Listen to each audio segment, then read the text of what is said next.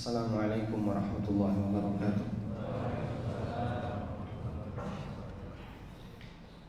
Alhamdulillahi rabbil alamin. Hamdan katsiran tayyiban mubarakan fihi, mubarakan alaihi kama yuhibbu rabbuna wa yarda.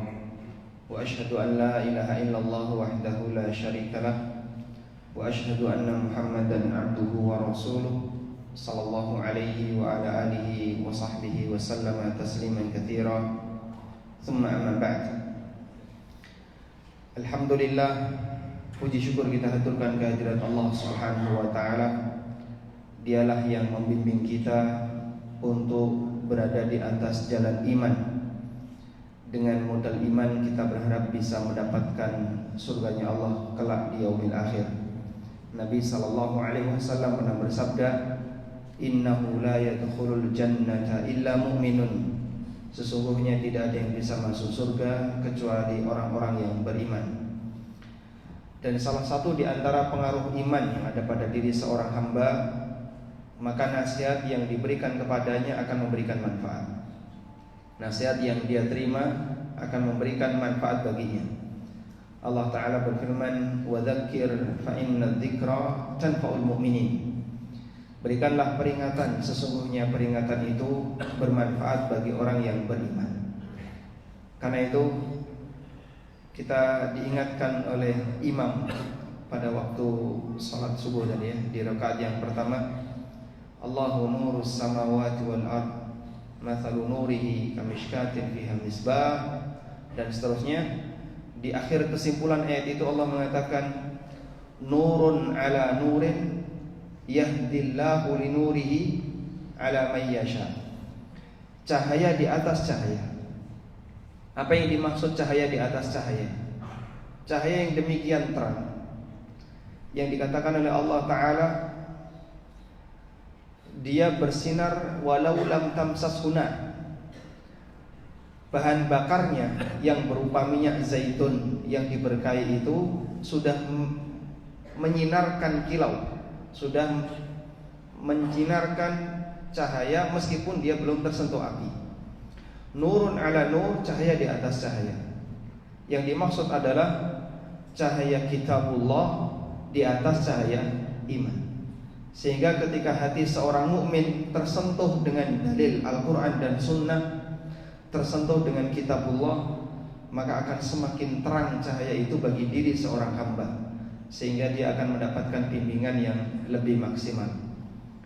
Makanya jamaah dimuliakan Allah, selagi kita selalu mendekat kepada Al-Quran dan hadis Nabi sallallahu alaihi wasallam, Allah memberikan jaminan seorang hamba tidak akan sesat.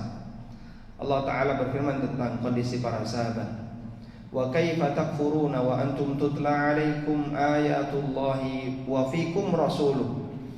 Bagaimana mungkin kalian jadi kafir sementara kalian selalu mendengar ayat-ayat Allah dan di tengah kalian ada Rasulullah sallallahu alaihi wasallam.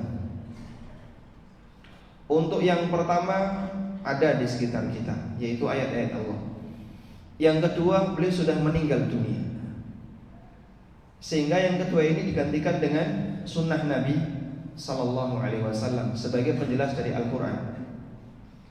Karena itu beliau sallallahu alaihi wasallam mengatakan, taraktu fikum amrayni in tamassaktum bihima lan tadillu ba'di abada. Aku tinggalkan kepada kalian dua hal yang jika kalian pegangi keduanya maka kalian tidak akan sesat setelah meninggalku selamanya. Kitab Allah wa sunnati. Yang pertama adalah kitabullah dan yang kedua sunnah Nabi sallallahu alaihi wasallam. Sampai pun seorang pedagang, meskipun aktivitasnya mencari dunia, tapi ketika dia seorang mukmin, maka pedagang itu bisa menggapai kebahagiaan di akhirat, yaitu mendapatkan surga Allah Subhanahu wa taala. Lalu bagaimana caranya agar kita bisa menjadi seorang pedagang yang dirindukan surga? Ada sebuah hadis dari Tirmidzi di mana Nabi sallallahu alaihi wasallam pernah bersabda, "At-tajirus saduqul amin ma'an nabiyyin was-siddiqin wasyuhada was-salihin yaumal qiyamah." seorang pedagang yang jujur dan amanah kelak akan dikumpulkan bersama para nabi, para siddiqun, para syuhada, dan orang-orang saleh di hari kiamat.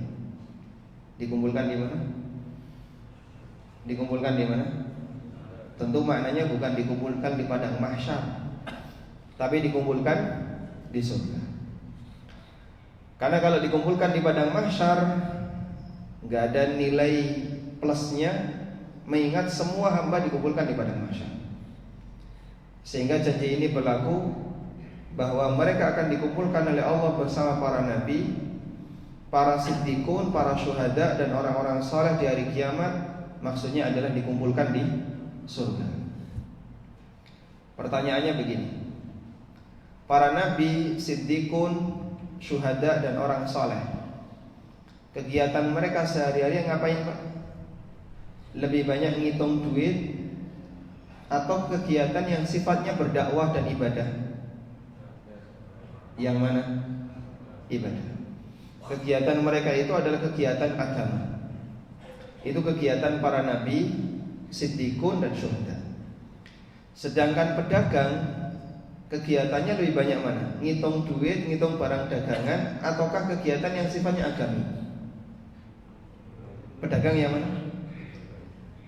Kegiatan yang sifatnya lebih ke arah duniawi. Yang menjadi pertanyaan begini, kok bisa manusia yang kegiatan hari-hariannya lebih banyak ke arah duniawi, tapi ketika di yaumil akhir dikumpulkan dengan manusia yang kegiatannya lebih banyak ke arah agama, yaitu para nabi, siddiqun, dan orang-orang yang mati syahid. Yang satu lebih banyak ngitung duit, yang satu lebih banyak ngitung barang dagangan. Kesehariannya aktivitasnya adalah aktivitas duniawi. Yang satu kesehariannya aktivitas agama. Tapi dua manusia ini kelak nantinya akan dikumpulkan oleh Allah Ta'ala, padahal kegiatan mereka berbeda. Itulah istimewanya pedagang yang memiliki sifat at-tajirus shaduq. Yang pertama, dia punya sifat jujur. Yang kedua, dia punya sifat amanah. Penjelasan yang disampaikan oleh para ulama, dua manusia ini punya sisi kesamaan dalam amal. Apa bentuk sisi kesamaannya? Sisi kesamaannya adalah mereka sama-sama seorang yang penyabar. Karena umumnya pedagang itu, kata Nabi SAW, kebanyakan adalah penjahat. Nabi SAW bersabda, at-tujar humul fujar. Para pedagang rata-rata adalah fujar, para penjahat. Karena mereka ketika berdagang lebih banyak dicampuri dengan kedustaan atau tidak amanah, mengurangi takaran, dan aneka pelanggaran yang lainnya yang itu merugikan orang lain. Sehingga ketika ada pedagang yang jujur dan amanah, berarti dia bersabar terhadap apa? Fitnah dunia yang melalaikan sebagian orang, tapi dia berusaha untuk bersabar. Dia mengedepankan sikap jujur dan amanah. Karena sabarnya inilah dia digabungkan dengan para penyabar pendahulunya, yaitu para nabi, siddiqun, syuhada, dan orang-orang saleh. Di sini saya akan membahas dari sisi bagaimana caranya agar kita bisa menjadi seorang pedagang yang bisa mendapatkan derajat sebagai orang yang jujur dan amanah. Hadirin yang dimuliakan Allah, ada dua pembahasan yang perlu kita bedakan dalam kajian masalah fikih muamalah. Pertama, pembahasan dari sisi ahkam, dari sisi hukum. Ini berbicara tentang masalah halal haram. Bagian mana yang halal, bagian mana yang haram. Itu pembahasan dari sisi ahkam. Yang kedua, ada pembahasan dari sisi adab. Ini tidak hanya membahas dari sisi halal haram, tapi lebih dari itu. Sehingga kalau sudah berbicara masalah adab, berarti Anda berbicara dari sisi bagaimana agar ketika kita melakukan transaksi terlihat lebih indah dan terlihat lebih sempurna akhlaknya. Dan bagian yang kedua inilah yang insya Allah akan kita bahas. Rasulullah SAW bersabda, Al-halalu bayyin wal haramu bayyin wa bainahuma umurun mushtabihat. Yang halal itu jelas, yang haram itu jelas. Di antara keduanya ada perkara syubhat. La ya'lamuhunna katsirun minan nas. Banyak orang yang tidak mengetahuinya. Yang dimaksud banyak orang yang tidak mengetahuinya adalah banyak orang yang tidak tahu batasan dari yang syubhat ini, mana bagian yang halal, mana bagian yang haram. Karena itu Nabi SAW menasihatkan, kalau ketemu yang syubhat, sebaiknya diapakan? Carikan dalil biar jadi halal. Kalau ketemu yang syubhat, sebaiknya ditinggalkan. Meskipun praktek di lapangan, kalau ketemu yang syubhat, ditanyakan ke ustadz dengan harapan diperbolehkan. Dan itu banyak terjadi di masyarakat kita. Sehingga yang abu-abu itu berusaha gimana caranya agar yang seperti ini dilegalkan oleh fatwa seorang ustaz. Tapi Nabi SAW menyarankan, lebih baik kamu pilih selamat daripada mengambil yang syubhat. Namun bisa dipastikan kamu nanti akan terjerumus ke dalam bagian yang haram, karena kamu gak ngerti bagian mana yang halal, bagian mana yang haram. Sehingga beliau bersabda, "Faman ittaqa syubhat faqad istabra'a li dinihi wa 'irdihi." Siapa yang menjauhi syubhat, maka hakikatnya dia telah menjaga kehormatan dan agamanya. Makanya orang yang hartanya lebih terjauhkan dari syubhat, di tengah masyarakat tidak ada orang yang suudzon terhadap penghasilannya. Tapi kalau orang yang bekerja di dunia yang becek, di instansi yang basah, biasanya takmir masjid sudah curiga. Kecurigaan itu muncul tanpa dibuat-buat. Tapi Allah Subhanahu wa taala berikan fitrah kepada manusia. Pekerjaan orang ini di sini, pekerjaan orang ini di sini. Ketemu itu sudah gak nyaman. Ketika dia nyumbang, diserahkan ke Lazis Hum atau ke lembaga-lembaga Lazis yang lain, menerima itu beda dengan mereka yang pekerjaannya murni halal. Karena orang yang pekerjaannya bercampur dengan sesuatu yang syubhat, umumnya mengundang suudzon kanan kirinya. Makanya begitu kita diajari oleh Nabi SAW untuk mengambil langkah pilih saja yang selamat, salah satu di antara manfaat besarnya adalah Anda akan aman di hadapan masyarakat, aman kehormatannya, gak ada orang yang suudzon. Dan yang kedua, aman dari sisi agama. Nanti ketika menghadap Allah Subhanahu wa taala, kita bisa berharap semoga harta yang kita miliki tidak menjadi sumber musibah. Beberapa hal yang perlu kita lakukan agar bisa menjadi manusia seperti ini. Yang pertama, seorang pedagang muslim itu adalah pedagang yang lebih mengedepankan kebaikan bagi orang lain dan bukan semata untuk dirinya. Sikap seperti ini sering disebut oleh para ulama dengan sikap nasihat, mengedepankan kepentingan orang lain dibandingkan kepentingan diri. Disebut dengan sikap apa tadi? Nasihat. Nabi SAW menyarankan hal ini dalam sebuah hadis yang diriwayatkan oleh Muslim. La yu'minu ahadukum hatta yuhibba li akhihi ma yuhibbu li nafsi. Kalian tidak akan beriman sampai kalian memberikan sikap yang terbaik bagi orang lain sebagaimana dia suka untuk disikapi yang sama oleh orang lain. Saya buat tabel akhlak mulia dan akhlak tercela. Kita akan lihat bagaimana contoh penerapan hadis ini. Kalian tidak akan beriman sampai kalian memberikan sikap yang terbaik kepada orang lain sebagaimana kalian suka untuk disikapi yang sama oleh orang lain. Di sini ada akhlak mulia dan akhlak tercela. Contoh akhlak tercela misalnya menipu, mengurangi timbangan, membodohi konsumen, kemudian apa lagi? Mengambil hak orang lain, mendolimi orang lain, dan aneka akhlak tercela yang lainnya. Kalau kita terapkan hadis ini, maka kita bisa buat pertanyaan. Kalau kamu gak ingin ditipu, maka jangan nipu orang lain.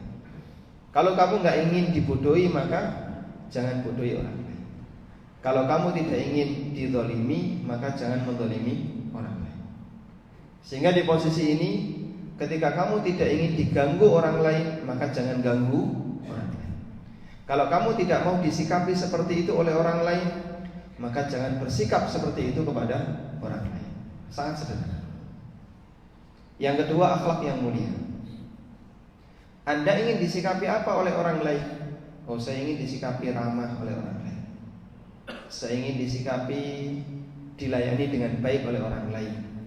Saya ingin disikapi dihormati oleh orang lain. Maka berikan sikap yang sama kepada orang lain. Ketika kamu ingin disikapi ramah oleh orang lain, maka berikanlah sikap ramah kepada orang lain. Ketika kamu ingin dihargai oleh orang lain, berikan penghargaan kepada orang lain, dan begitu seterusnya. Secara teori ini mudah, tapi prakteknya Masya Allah susahnya luar biasa.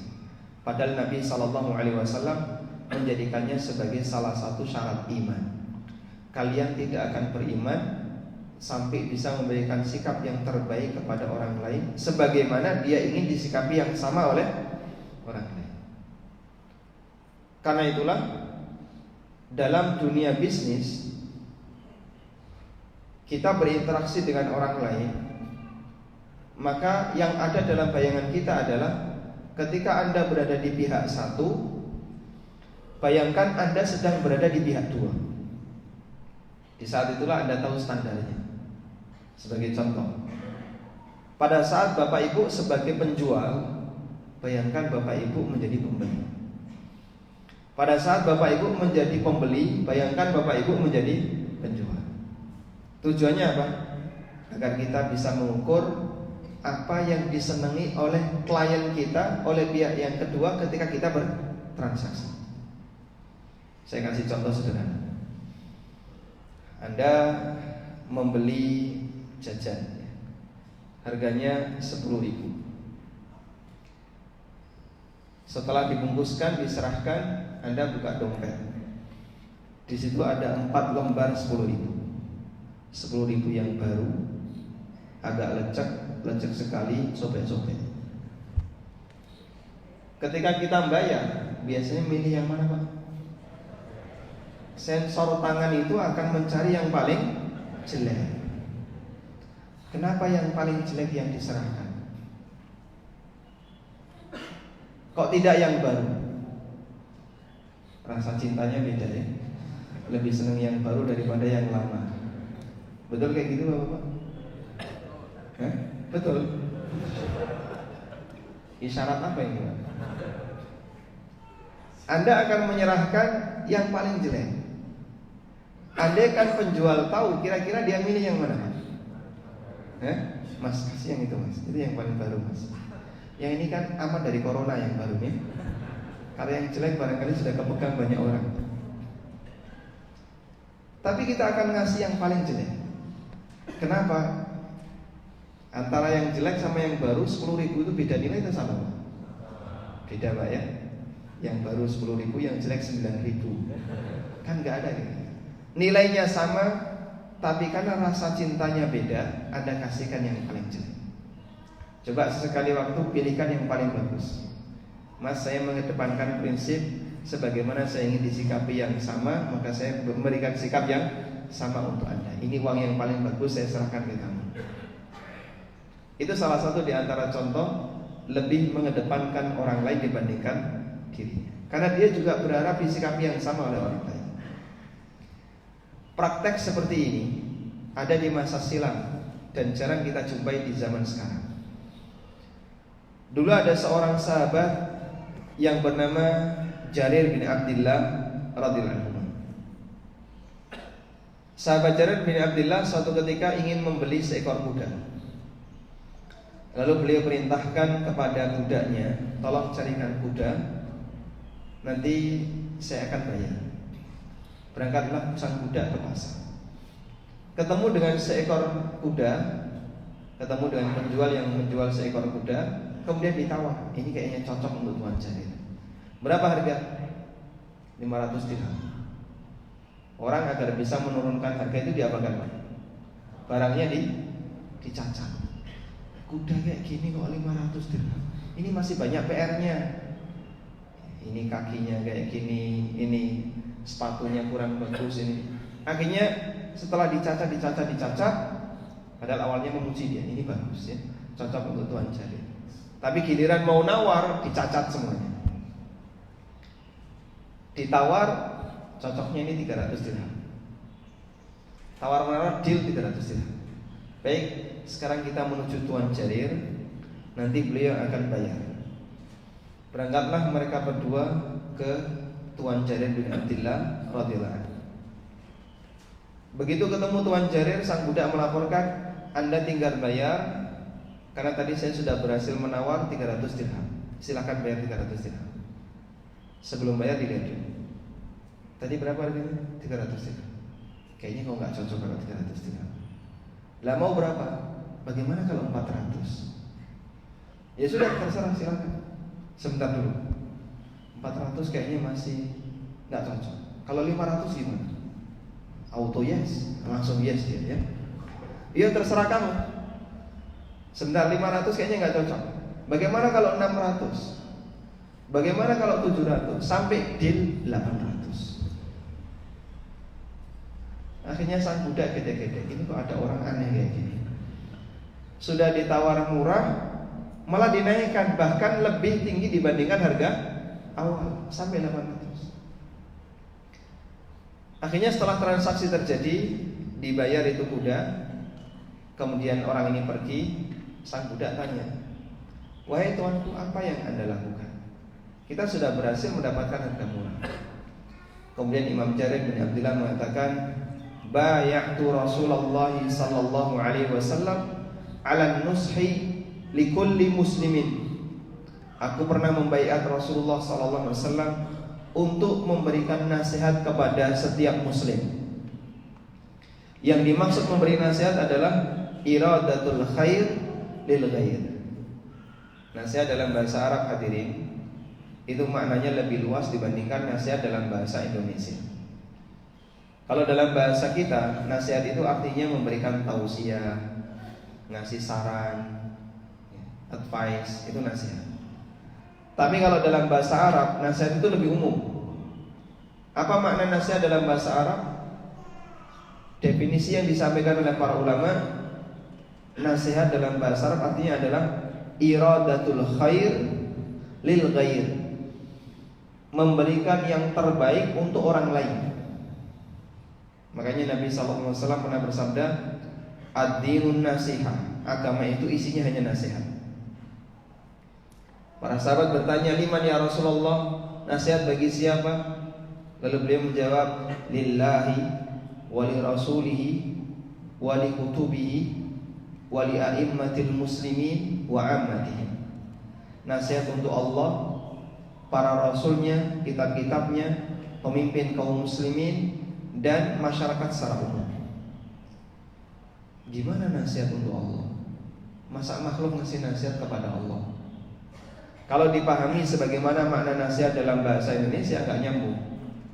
Tapi kalau dipahami nasihat dalam bahasa Arab, maknanya adalah kita menghambakan diri kepada Allah dengan cara yang terbaik, yang paling dicintai oleh Allah. Yaitu pengertian nasihat iradatul khair lil khair. Nasihat kepada Rasulullah berarti kita memberikan terbaik untuk Nabi SAW dengan cara mengikuti dan menjaga sunnah-sunnah beliau Sallallahu Alaihi Wasallam dan seterusnya. Baik, kita kembali kepada makna nasihat yang disampaikan oleh Imam Jarir bin Abdullah. Ketika beliau memberikan alasan kenapa beliau nawar yang lebih tinggi, kata beliau, karena saya pernah membaiat Nabi Sallallahu Alaihi Wasallam untuk memberikan nasihat kepada seluruh muslim.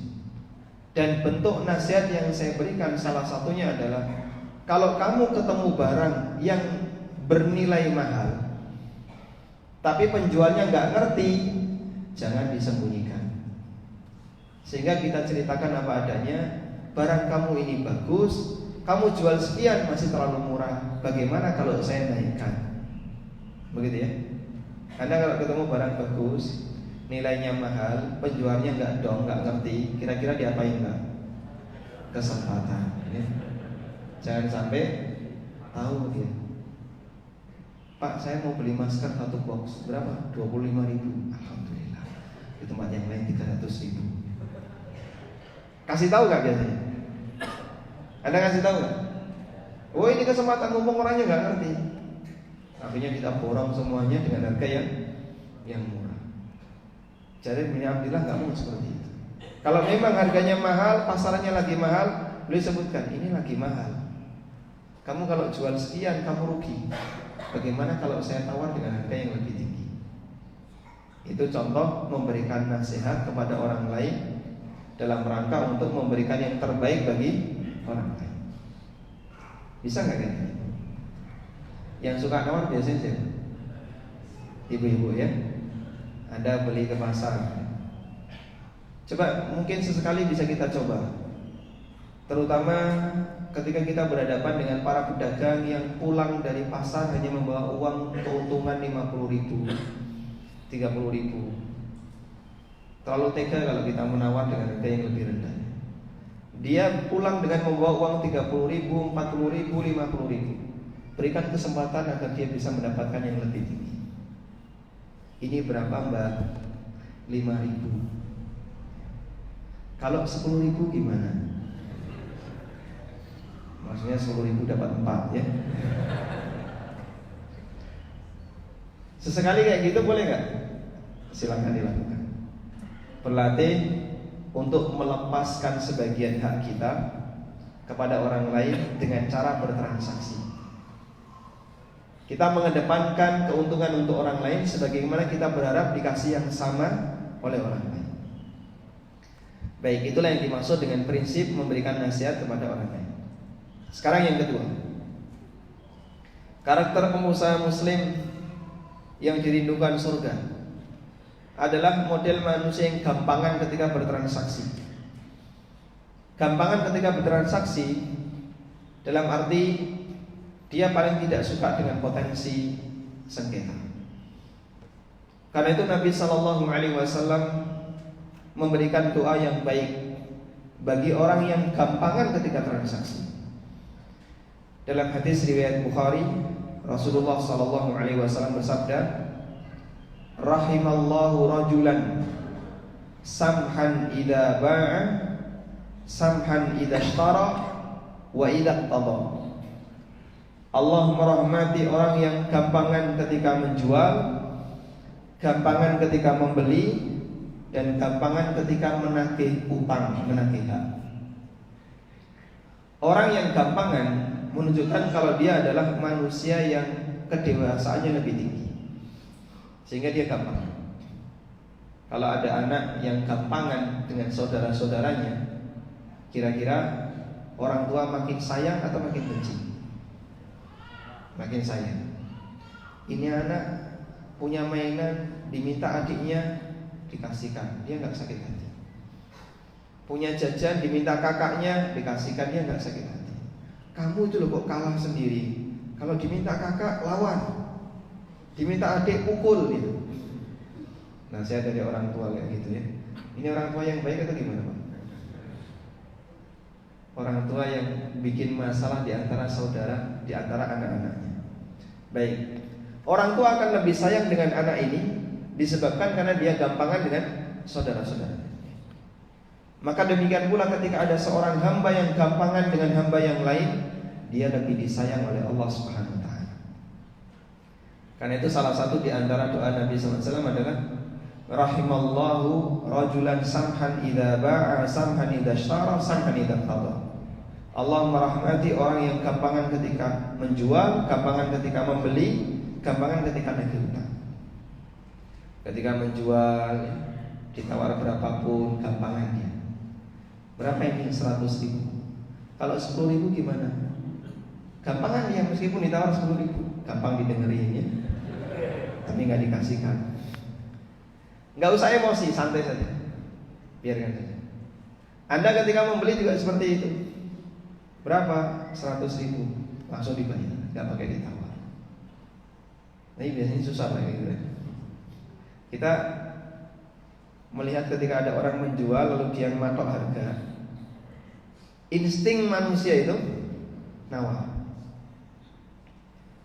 Bahkan itu terjadi tanpa mikir, langsung otomatis nawar. Kalau 50.000 gimana? Kalau nawar ya jangan sadis toh Pak ya. Masa 100.000 ditawar setengahnya. Kalau masyarakat itu bertransaksi dengan cara saling gampangan, maka tidak akan ada unsur suudzon ketika akad, sehingga saling nyaman.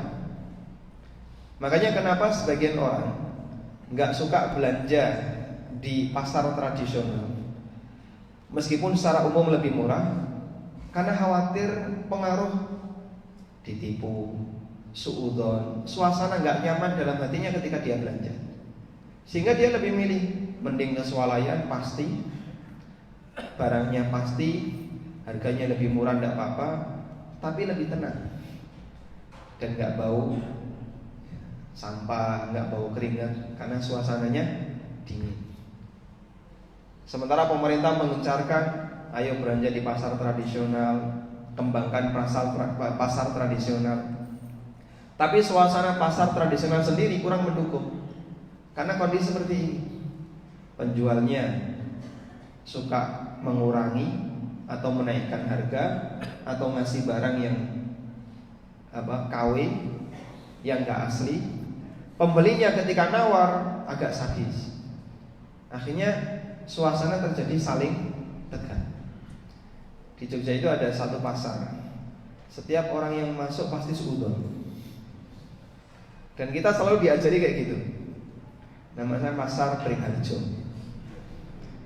Itu kita diajari, kalau kamu masuk pasar Beringharjo, tawar di bawah sepertiga. Jadi tidak cuma di bawah setengah, di bawah sepertiga. Pedagangnya sudah paham. Pembeli di sini itu kalau nawar ganas-ganas.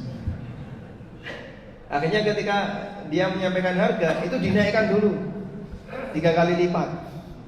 Biar nanti ketika ditawar di bawah sepertiga, insya Allah tidak sampai rugi. Makanya sampai kadang pembeli itu heran, berapa Pak? 100.000. Kalau 30 gimana? Ya enggak apa-apa. Makin curiga kita loh, ditawar 30 kok boleh, padahal dia ngasihnya 100.000. Suasana seperti ini gak nyaman. Akhirnya sebagian orang lebih baik ke mall daripada ke pasar yang suasananya gak nyaman. Baik. Kemudian karakter berikutnya, seorang pengusaha muslim itu selalu berusaha untuk menghindari sengketa, sehingga dia lebih milih ngalah ketika ada potensi sengketa dibandingkan berusaha untuk menang. Nabi SAW ngasih janji yang sangat indah untuk orang yang seperti ini. Beliau bersabda dalam hadis yang diriwayatkan oleh Abu Dawud dan yang lainnya, ana za'imun bi baitin fi rabdil jannah liman tarakal mira wa in kana muhiqqan. Aku jamin seseorang bisa mendapatkan rumah di tengah surga bagi siapa yang siap meninggalkan sengketa meskipun dia di pihak yang benar. Ini berlaku baik dalam muamalah bisnis maupun dalam interaksi rumah tangga. Kadang kalau sudah berurusan dengan yang namanya warisan, itu Masya Allah, ada sebagian orang yang punya prinsip mati urip pokoknya tak belani, sehingga sepeser pun dia gak mau berkurang sedikit pun jatahnya. Padahal warisan itu hartanya siapa? Itu harta nemu, bukan dari harta hasil karyamu.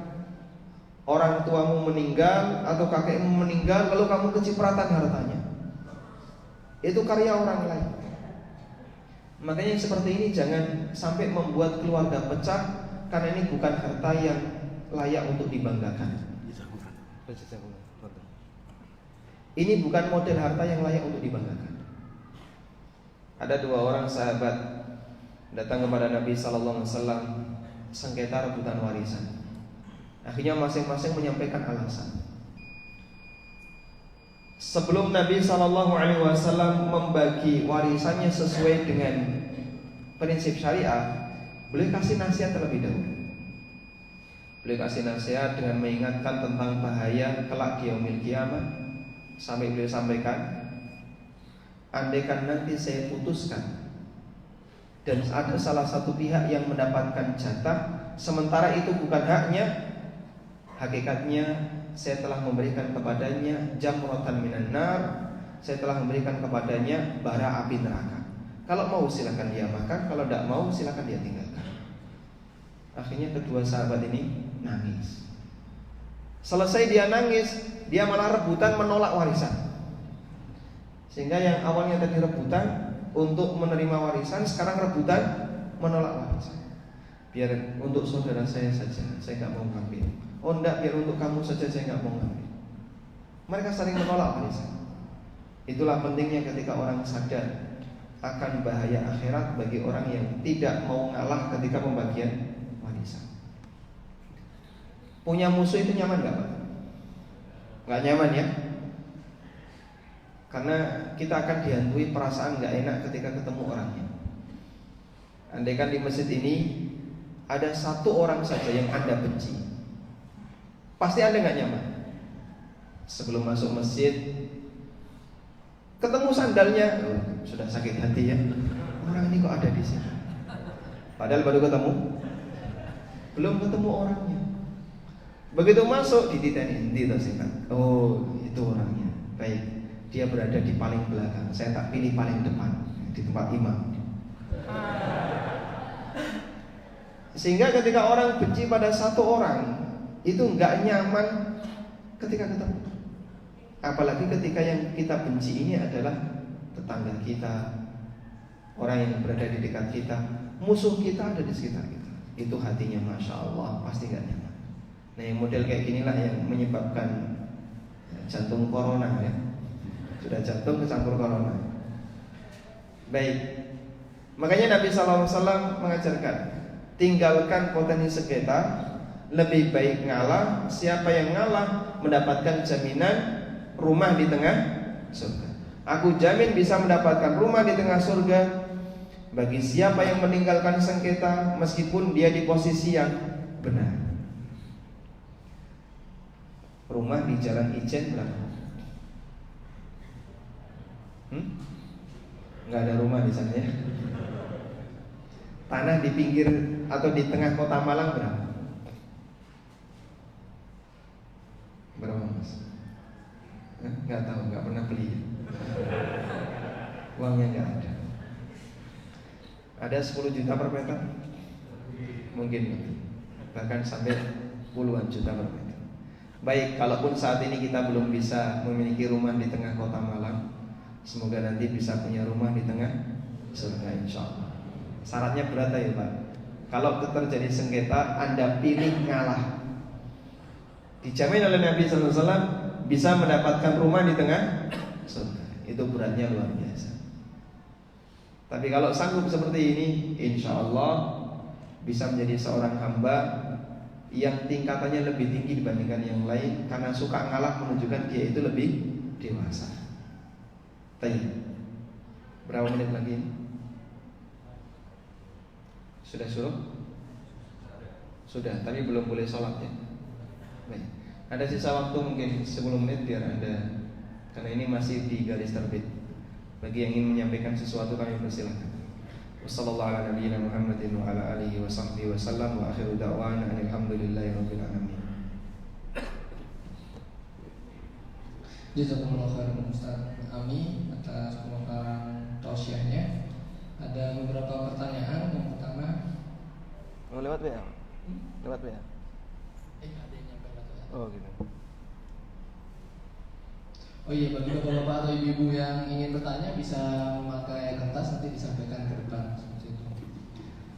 Bismillah, assalamualaikum warahmatullahi wabarakatuh. Ustaz, Afwan Ustaz, saya seorang yang bekerja di bidang fotografi pada sebuah acara pernikahan, di mana acara tersebut tidak lepas dengan hiburan seperti musik, ikhtilat, banyak akhwat, juga yang berbagai membuka aurat dan sejenisnya. Tentunya tidak sesuai syariat.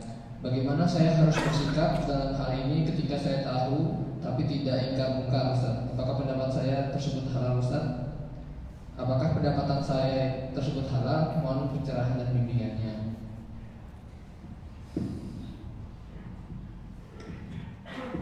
Bismillah. Anda tahu tapi tidak melakukan ingkarul munkar. Hadisnya bunyinya kayak gini.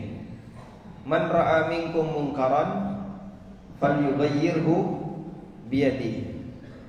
Fa illam yastati' fa bilisani, fa illam yastati' fa biqalbi, wa dzalika adhaful iman.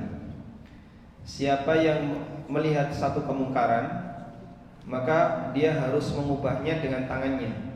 Kalau nggak bisa, kasih nasihat dengan lisannya. Kalau nggak bisa, minimal dengan hatinya. Dan itu tingkatan iman yang paling rendah. Berarti kalau ada orang yang melihat kemungkaran lalu dinikmati, masuk yang mana, Pak?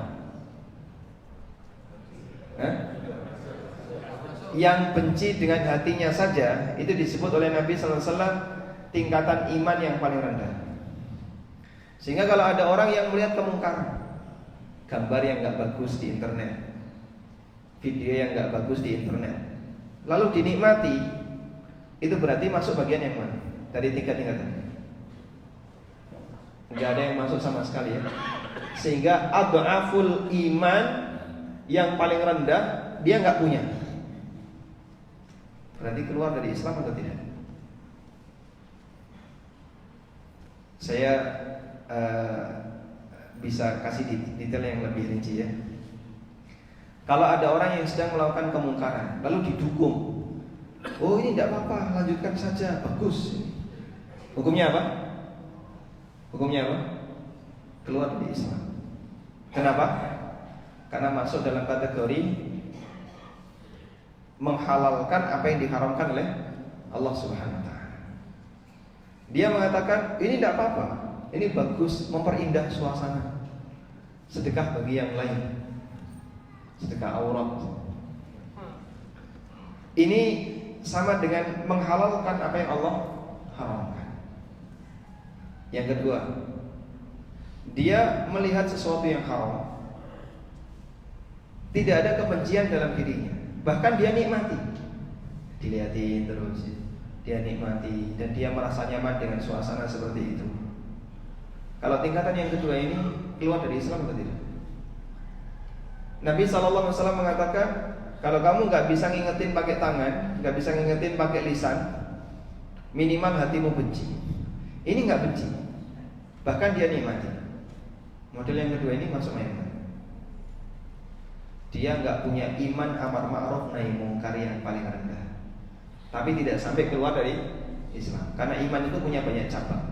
Salah satunya adalah cabang amar ma'ruf nahi mungkar. Pada waktu dia tidak mengingkari kemungkaran, bahkan menikmati kemungkaran, berarti dia nggak punya cabang ingkarul mungkar yang paling rendah. Tidak punya cabang iman dalam masalah ingkarul mungkar yang paling rendah, tapi tidak sampai keluar dari Islam. Nah, yang seperti ini muslim banyak. Yang ketiga, ketemu perbuatan haram, dia nggak bisa ngingetin pakai tangan, nggak bisa ngingetin pakai lisan, tapi dia benci, nggak suka saya. Bentuk kebenciannya itu dilakukan dengan cara dia tinggalkan acara itu, dan itu sebagai bukti kalau dia benci. Makanya kalau benci sambil nimbrung, ada orang yang sedang judi, terus dia nonton, saya benci praktek seperti ini. Pak, itu loh Pak, kurang satu Pak. Lo benci kok malah dinikmati. Kalau terbukti Anda benci, gak bisa nasihatin, pergi. Jangan ikut menikmati. Lihat sabung ayam misalnya, ini perbuatan haram, saya benci, tapi dia gak berani ngomongnya. Cuman Pak, bagus ini, ditonton. Ya, ini belum membuktikan kalau dia benci. Benci itu dibuktikan dengan cara meninggalkan. Karena itu kita sarankan, kalau Anda tidak bisa memilih klien sehingga pekerjaan Anda selalu bercampur dengan aktivitas yang di situ berisi pelanggaran syariat, kita bisa sarankan agar mencari penghasilan yang lain. Insya Allah ketika kita meninggalkan sesuatu karena Allah, maka nanti akan digantikan oleh Allah dengan yang lebih baik. Man taraka syai'an lillah awwadahu Allahu khairan min. Barang siapa yang meninggalkan sesuatu untuk Allah, maka Allah akan gantikan dengan yang lebih baik. Wallahu a'lam. Assalamualaikum. Waalaikumsalam. Apakah boleh memajang iklan dengan model perempuan yang tidak menutup aurat? Kalau iklannya di dalam kamar dan yang lihat hanya wanita, tidak apa-apa ya. Bukan iklan lagi kalau gitu, Mbak.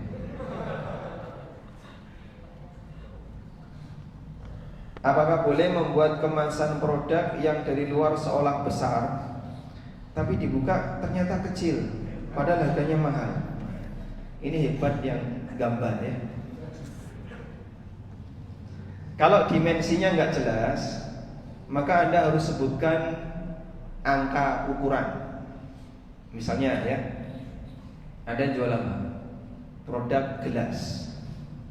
Gelas ini kan ketika digambar bisa jadi dimensinya nggak jelas. Ini gelas sekecil, seukuran pendek, ukuran gede, atau ukuran sedang. Karena gambarnya ya gambar gelas, sama saja antara besar, kecil, dan sedang. Jika dimensinya nggak jelas, Anda kasih ukuran dalam bentuk angka, tingginya sekian senti, diameter sekian, agar menghilangkan unsur jahalah. Unsur jahalah itu apa? Kriteria yang tidak jelas pada objek jual beli. Misalnya, seharusnya dia kecil, tapi Anda membutakan konsumen sehingga kelihatan besar. Kriteria yang nggak jelas ini menyebabkan adanya unsur jahalah. Dan ketika jahalah itu bisa memicu sengketa, ini termasuk salah satu di antara jual beli yang dilarang. Ibnu Umar radhiyallahu anhu pernah mengatakan, "Naha Rasulullah sallallahu alaihi wasallam an bai'i habalil habalah." Rasulullah sallallahu alaihi wasallam melarang jual beli janin yang masih ada dalam kandungan induknya. Karena nggak jelas, ini nanti lahir selamat atau lahir mati, ini nanti jantan atau betina, nggak jelas. Baik. Karena itulah saran yang kami berikan. Saya ada buku yang alhamdulillah baru selesai layout, judulnya Halal Haram Bisnis Online. Buku itu 300 halaman. Ketika kita menjelaskan tentang masalah jahalah untuk produk yang tidak ma'ruf di masyarakat, produk yang tidak begitu terkenal di masyarakat, maka ketika Anda mau menjualnya, kasih benda pembanding yang lebih terkenal di masyarakat. Misalnya buku itu kan ukurannya banyak macam ya. Anda kasih benda pembanding, HP atau pulpen atau apa, seserkan ya. Atau HP ya. Kemudian Anda tampilkan ukurannya seperti ini. Tapi jangan sampai konsumen menyangka HP-nya bonus ya. Beli buku dapat HP ya. Bukan, Anda sampaikan ini hanya pembanding. Tujuannya untuk mengetahui kira-kira buku ini ukuran berapa. Wallahu a'lam. Sampai jam enggak? Assalamualaikum warahmatullahi wabarakatuh, Ustaz. Salah satu larangan di dalam masjid adalah jual beli. Yang saya tanyakan, apakah jika ada pesan atau chat masuk ke HP kita yang hanya berisi pertanyaan seperti apakah benar ini dengan CP yang jual obat, atau berapa harga untuk baju muslimnya, bagaimana suatu aktivitas, bagaimana hukumnya aktivitas tersebut, apakah termasuk jual beli, terus kemudian apakah hingga ada keputusan deal harga baru disebut jual beli? Jika di situ ada muqaddimah jual beli, seperti tawar menawar atau menjelaskan produk, Hukumnya juga dilarang untuk dilakukan di masjid. Sebagaimana ketika orang menawarkan barang kepada orang lain di masjid, tidak boleh hukumnya. Karena makna dilarang melakukan jual beli itu bukan hanya transaksinya, bukan hanya akadnya, termasuk muqaddimah akad. Sababul wurud hadis itu, ada orang yang menjajakan barangnya di Masjid Nabawi. Saya jual ini, jual ini, jual ini. Lalu Nabi SAW meminta kepada sahabat, doakan agar dia enggak untung, sehingga didoakan dengan keburukan. Padahal belum ada akad, orang itu baru menawarkan. Nempel iklan umroh di masjid, tidak boleh. Kenapa? Kalau Anda ngasih motivasi, mari kita umroh, pahalanya seperti ini, hadisnya kayak gini, keutamaannya, silahkan. Itu ngasih motivasi ibadah. Tapi kalau mari umroh bersama kami, bayarnya sekian, itu menawarkan akad ijarah, produk jasa pemberangkatan umroh. Nggak boleh dilakukan di masjid. Sehingga ketika Anda melakukan chat seperti tadi, kami sarankan silahkan keluar masjid. Kalau Anda nggak mau keluar masjid karena lagi hujan, ke toilet. Toilet kan masuk di luar masjid, sehingga Anda chatnya di toilet. Tapi jangan bacakan Quran di situ ya. Baik, cukup. Bismillah, assalamualaikum Ustaz. Saya ingin bertanya terkait jual beli emas. Apakah jual beli emas secara kredit atau angsuran itu diperbolehkan? Jika tidak boleh, rumah juga kok bisa diangsur juga. Apakah barang tersebut termasuk barang riba? Baik. Jual beli emas kenapa nggak boleh diangsur, sedangkan rumah boleh diangsur? Karena dalilnya berbicara tentang emas dan perak. Fa idza ikhtalafatil hadhil ajnas fabi'u kaifa syi'tum ma dama yadan biyadin. Kalau emas ditukar dengan perak, silakan ditransaksikan sesuai yang kalian kehendaki selama dilakukan secara tunai. Dikiaskan dengan ini adalah uang dengan emas, karena dia sama-sama alat tukar. Karena itu, jika ada orang yang beli emas, maka syaratnya satu, wajib tunai. Jual beli emas secara kredit dilarang. Sedangkan perabotan rumah, kendaraan, termasuk rumahnya, tanahnya, karena ini bukan benda ribawi, maka tidak ada larangan untuk ditransaksikan secara kredit. Boleh secara kredit, tidak masalah, karena benda-benda seperti ini bukan termasuk benda ribawi. Nabi SAW beli gandum secara kredit. Beliau beli dulu, terima gandumnya, bayarnya belakangan karena beliau nggak punya uang. Akhirnya karena ngutang, beliau jaminkan apa? Baju perang beliau, baju besi. Dan itu baru bisa ditebus di zaman Abu Bakar As-Siddiq radhiyallahu anhu. Bismillah, assalamualaikum Ustaz.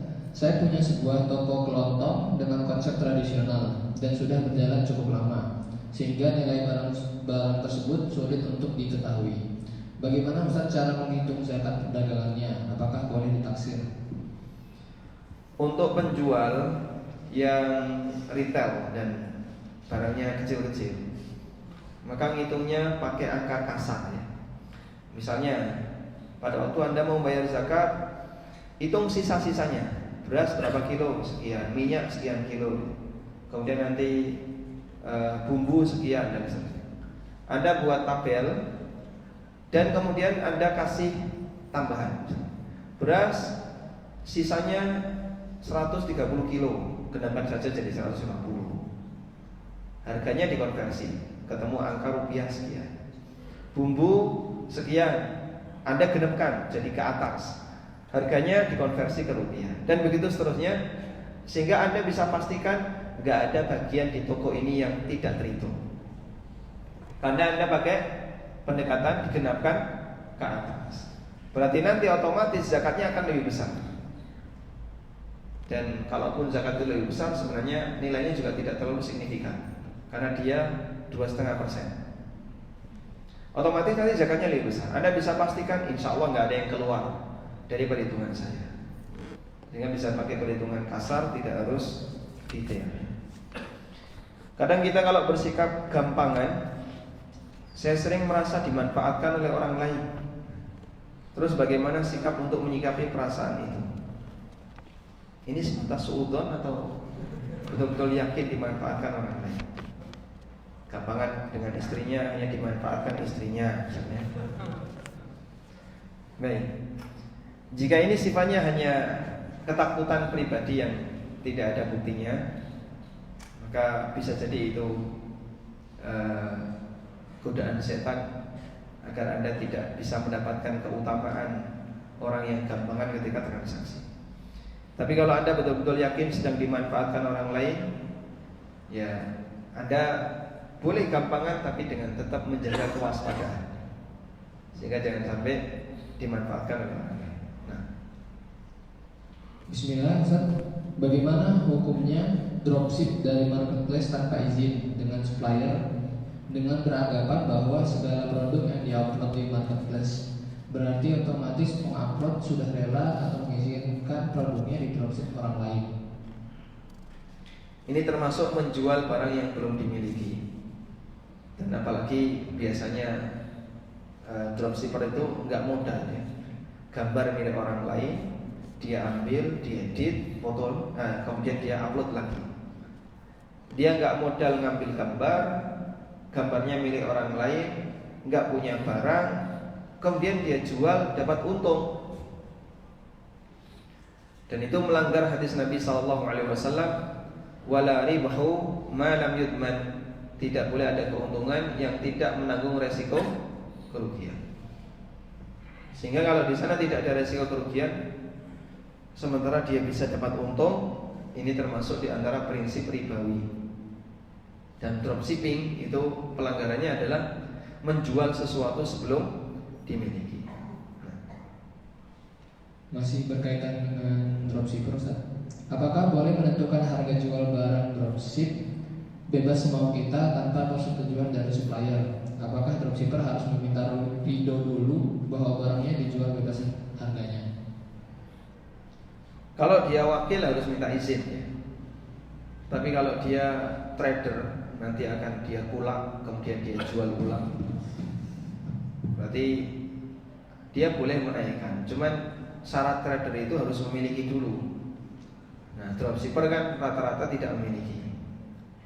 Intinya, wallahu ta'ala alam, dropshipping di tempat kita itu lebih dekat kepada praktek menjual barang yang belum dimiliki. Sebagaimana sabda Nabi SAW kepada Hakim bin Hizam, la tabi' ma laysa indak. Jangan kau jual barang yang tidak kamu miliki. Karena itu sebagian ulama ngasih syarat yang ketat. Di antaranya boleh pakai akad salam, namun waktunya harus panjang. Boleh pakai akad salam, tapi waktunya panjang, minimal 1 bulan. Sehingga kalau dropshipping ingin syar'i, Anda kasih pengumuman di toko online agar dropshipping kita sesuai dengan koridor syariah sebagaimana madzhab jumhur, barang baru kami kirim sebulan setelah Anda transfer. Kalau konsumennya mau, silakan lanjutkan. Tapi saya yakin tokonya bubar. Barang baru dikirim sebulan setelah transfer, nggak ada yang mau. Bismillah, Ustaz. Dulu ada teman yang meminjam HP saya yang tidak terpakai. Kondisi layar retak. Tanpa izin saya, HP saya diperbaiki layarnya dengan uang dia. Waktu itu saya bilang akan menggantinya, tapi sampai sekarang belum saya ganti dan saya tidak tahu orangnya di mana. Bagaimana sikap saya, Ustaz?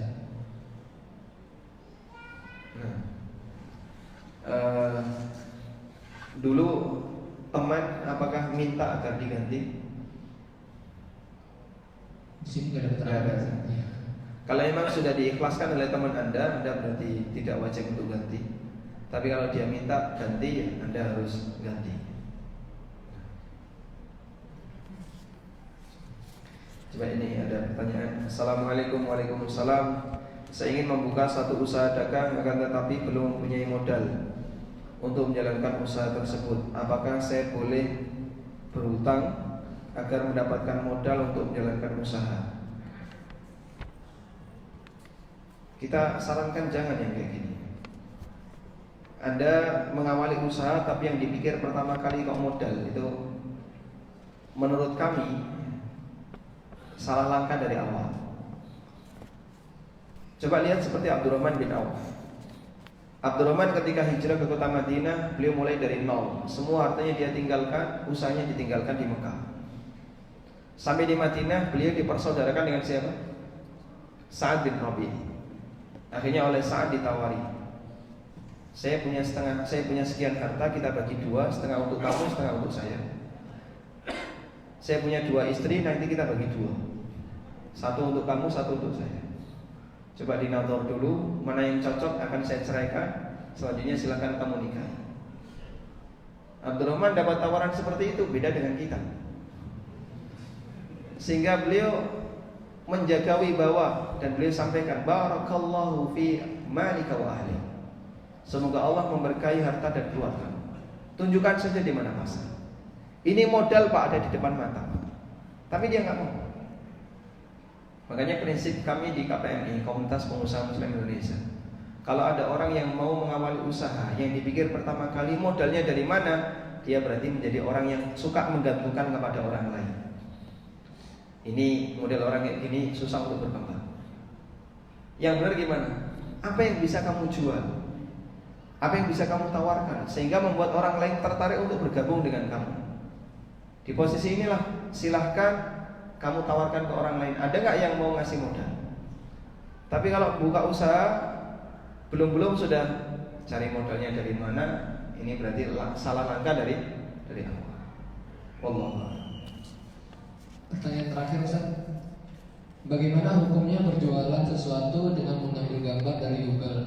Produknya sama, namun hanya saja kualitas foto lebih bagus dari Google. Gambar itu ada hak patennya nggak? Ada ciptanya? Biasanya ada ya. Intinya kalau pemiliknya nggak ridho, lalu Anda ambil kemudian Anda manfaatkan, ya, jelas tidak boleh. Tapi kalau pemiliknya ridho, misalnya gambar di tempat umum, ada satu situs yang dia ngasih gambar free kan ada ya. Kemudian Anda ngambil di situ, insya Allah dapat. Tapi kalau dia belum menyatakan kalau itu free, gratis, lalu Anda ambil, lalu Anda manfaatkan, ya ini sama dengan memanfaatkan properti orang lain tanpa izin. Wallahu ta'ala alam. Demikian yang bisa kita bahas. Dan kami aturkan jazakumullah khairan kepada Takmir Masjid Baitur Rahman yang telah memberikan kesempatan bagi kami untuk belajar bersama di sini. Semoga Allah Ta'ala memberkahi apa yang kita pelajari. Allahumma anfa'na bima 'allamtana wa 'allimna ma yanfa'una warzuqna ilma. Wa sallallahu ala nabiyyina Muhammadin wa ala alihi wa sahbihi wa sallam. Wa akhiru da'wana alhamdulillahi rabbil alamin. Wassalamualaikum warahmatullahi wabarakatuh. Waalaikumsalam warahmatullahi wabarakatuh. Jazakumullah khairan katsiran kepada Ustaz Aminur Baiz.